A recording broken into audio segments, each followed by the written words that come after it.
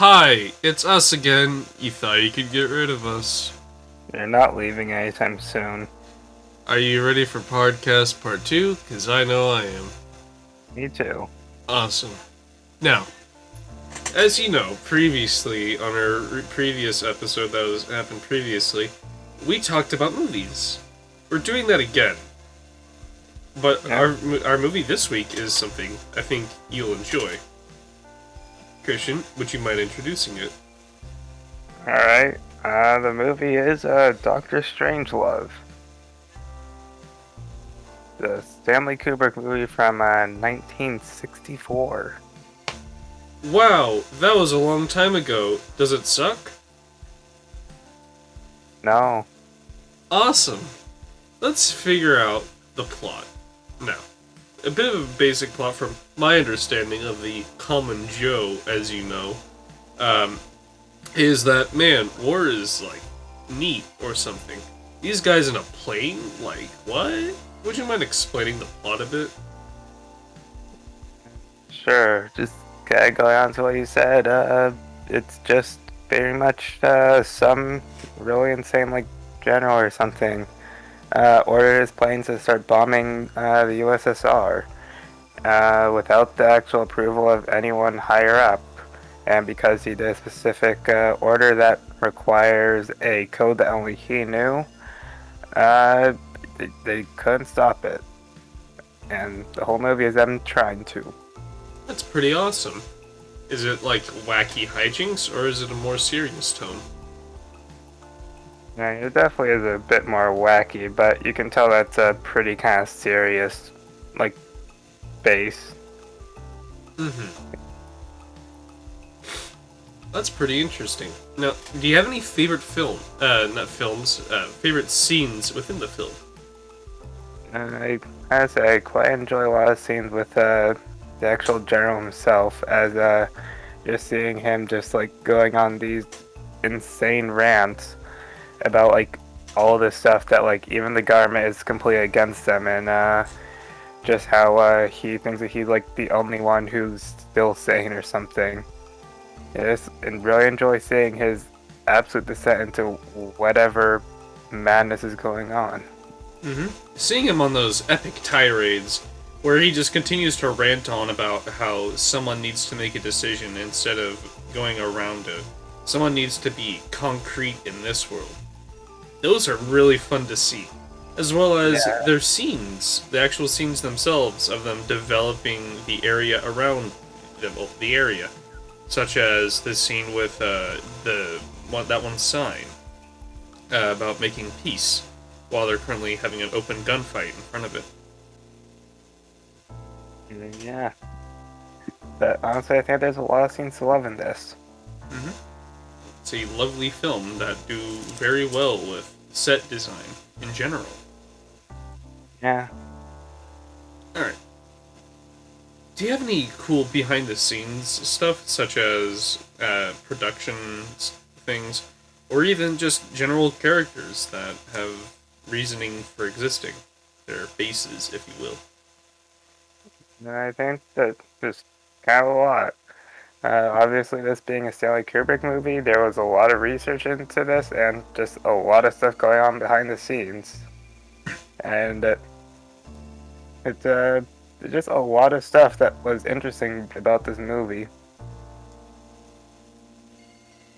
Any nifty little character things, such as the bases? I heard that the scientist in the film that was discussing about how to make a utopia to survive the atomic blast, like male to female ratios and whatnot.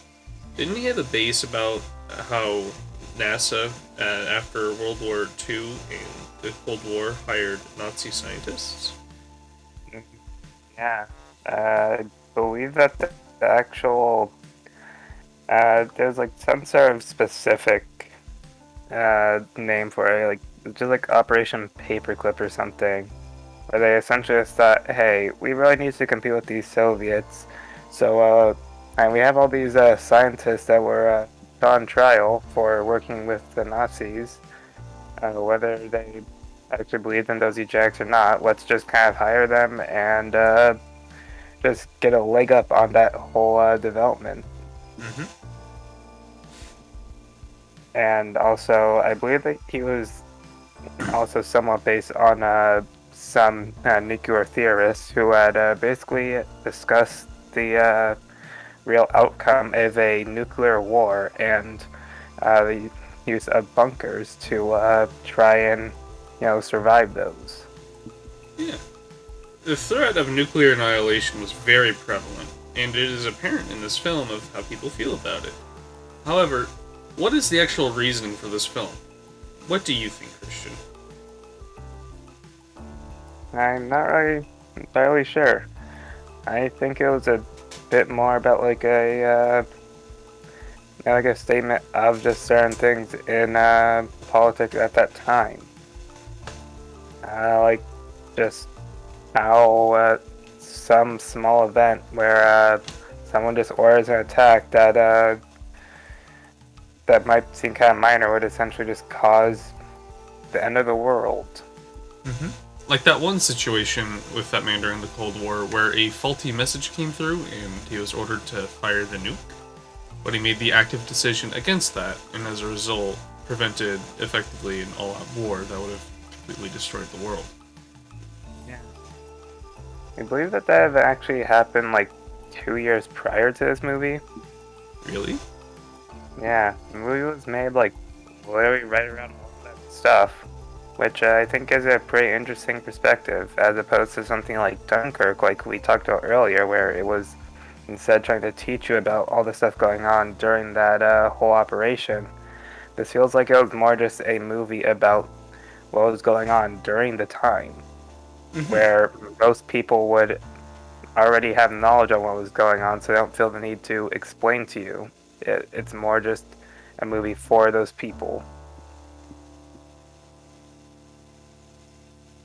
Do you think that without the prior knowledge of Cold War experiences, someone could still enjoy this film and get a majority of the jokes? I mean, yeah, it's a hilarious movie. I think that there might be a few things that you probably won't pick up on, but honestly, like the actual type of comedy isn't really like so specific to the Cold War itself. It's just like I'm sure that even without that knowledge, you can still get something out of it. Mm-hmm. Now, just some cool background things that I looked into about this film, with the idea of the actual bomb that they used in the film. Upon landing, it is seen to immediately detonate. This implies that it was a hair trigger explosive. Now, what that actually means is upon a violent impact, or just an impact that is more forceful than, well, the normal pressure that you'd experience, it goes off. Now, the reason why that's an awful idea for a bomb designed to take out giant cities is that if someone may have hit it with like a wrench, it probably would have gone off. Or if there was an issue with loading. I thought it was just a very strange concept to include. However, I do believe that it really, really helps that one scene with him, with our, I believe he was the captain of the current plane, or at least the main flyer, riding down onto the bomb itself. It's just a really famous scene of him just riding the bomb all the way down. Yeah, he goes yeehaw, and then the bomb goes off. He's like yee-naw. Since you seem to have done research, do you think that there was a bomb type that was definitely more common during that era? It might have been a bit more accurate. A more accurate bomb probably would have been one that was remote detonated. However, the exact design I could not get a really good comparison on due to the fact of the two major explosives that were actually used as atomic bombs on Hiroshima and Nagasaki, being the little boy and the fat man. They have some comparisons due to their general egg shape, but beyond that, there isn't very many. As well as a B-52 bomber there, which was the plane, is a... yeah, that's probably what they'd use around that time. Yeah. Second kind of interesting that I found about the movie is just how well they actually got a lot of that stuff, like the interior of B-52, even though government was being very secretive about the designs, even to the general public. Really? I Yeah. guess it kind of makes sense for the fact of it prevents their planes from being targeted and finding flaws through media. Yeah. There was a lot of interactions with the U.S. government when making this movie. Like at one point when they were shooting aerials over Greenland, they actually just kind of discovered a U.S. base there, and were immediately ordered to just kind of land and hand over whatever footage they got. Oh, And also, after the movie came out, there were actually some changes that would essentially somewhat limit the possibility of a commander just kind of going out and making a crazy order like this. So it really seemed to have a big impact. yeah, especially for a film. We don't really see a whole lot of films have that kind of impact in the government nowadays, which I think is pretty neat. Not the fact that there's not a lot of impact, but that this film had such a massive one. And I think it might kind of help that it was a movie that was just like so specific for the time. Like with those other movies like Harriet or something, like it's not going to have as much impact because that's a movie based on like 100 years ago or 200 or something. Mm-hmm. While with this, or like say like Casablanca, they're movies made specifically about the time they came out, so they're going to resonate a bit more with the audience. Yeah. They really knew who they were preaching to in this film, to the general public, informing them. Not necessarily informing them, but more of entertaining them about a horrible situation that could have happened. Yeah. Learning to laugh about, these kinds of scenarios are, I think, allows us to move forward.